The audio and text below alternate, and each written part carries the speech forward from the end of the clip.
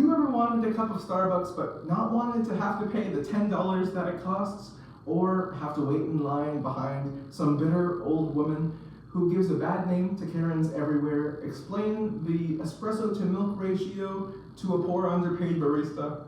Well, I'm going to show you how to make a brown sugar oat milk shaken espresso just like the pros of Starbucks. And I'm going to show you how to make this drink in 3 different parts. First, the tools and ingredients you're going to need.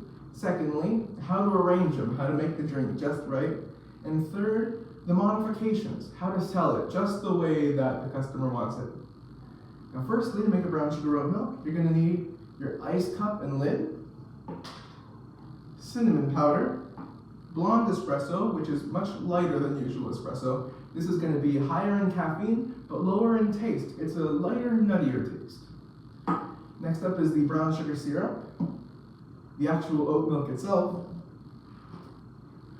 a venti scoop of ice, and a shaker. I'm not allowed to take the shakers from work, but you can find shakers like this at the store. I'm using a venti cup for this demonstration. Now, secondly, I'm going to teach you the process of just how to make it. When the order comes through, you always wait until the very end of that ordering process. But once you wait for the order to come through, you're going to grab the size cup that was requested, wait for the sticker to print. You take this spot right here and put the sticker onto the side of the cup, just like that. And once you get your whole process taken care of in your mind, you look at it, you make sure there's no modifications, you take the cup, you set it down in front of the espresso machine. You cue the espresso. This will be 4 shots of blonde for a venti cup, which is, yes, a lot of espresso. So you wait for this to cue, which might take a couple of seconds.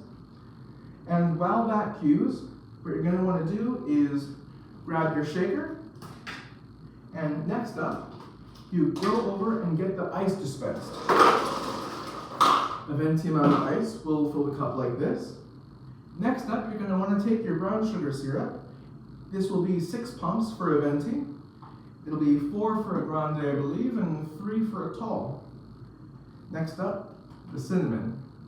You sprinkle some cinnamon on top of your cup, just a little bit on top of the ice there. Now you've got your brown sugar syrup, you've got your cinnamon, you've got your ice sitting in the cup waiting for the espresso. This is the amount of time it should take for the espresso to cue.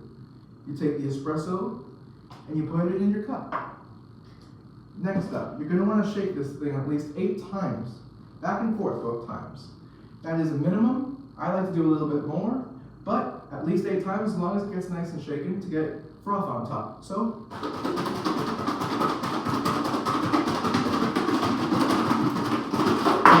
okay, without making a mess. Alright, next up, you take it, you make sure there's a little bit of froth on top, which works better with Starbucks ice, but I digress. You're going to take the drink out of the shaker and pour it into the cup. And now that you've got everything all mixed together, you set it down, you take out your oat milk. Once you got your oat milk, you pick up your cup and try to slowly pour it because you don't want the milk to mix in with the espresso. You want it separated. Now, once that's done, you're going to check, make sure one more time, no modifications, put the lid on top, and hand it out saying whatever the name is. Now, thirdly, I'm going to tell you about any modifications that might be had and just how to sell it right. Now, I had an order just today before I made this video that someone wanted a venti brown sugar oat milk shaken espresso with 2 pumps of hazelnut, 1 pump of vanilla, 1 pump of white mocha, and 3 pumps of brown sugar. And that was no problem because you just added in with the syrups. But when someone came through asking for brown sugar oat milk shaken espresso with oat milk and almond milk or with foam on top, that changes your process. You have to take a different kind of milk, or you have to start the sweet cream frother. Those just need to be taken care of at the same time that you're getting the ice in the shaker while the espresso cues. That way you put it all together, put on the lid and hand it out, but always make sure you make it just like they ask. Now, I just told you how to make a brown sugar oat milk shaken espresso in 3 parts. First, I told you the ingredients and the tools you're going to need. Secondly, I showed you how you make it come out just right. And thirdly, I told you how to make it just the way the customer wants. Now, I've always had those customers. We call them Karens, but the thing is, a lot of people come through are named Karen and are pretty nice. But there's always going to be one or two that are having a bad day. That's why we're here, to give you some coffee, make things a little bit better.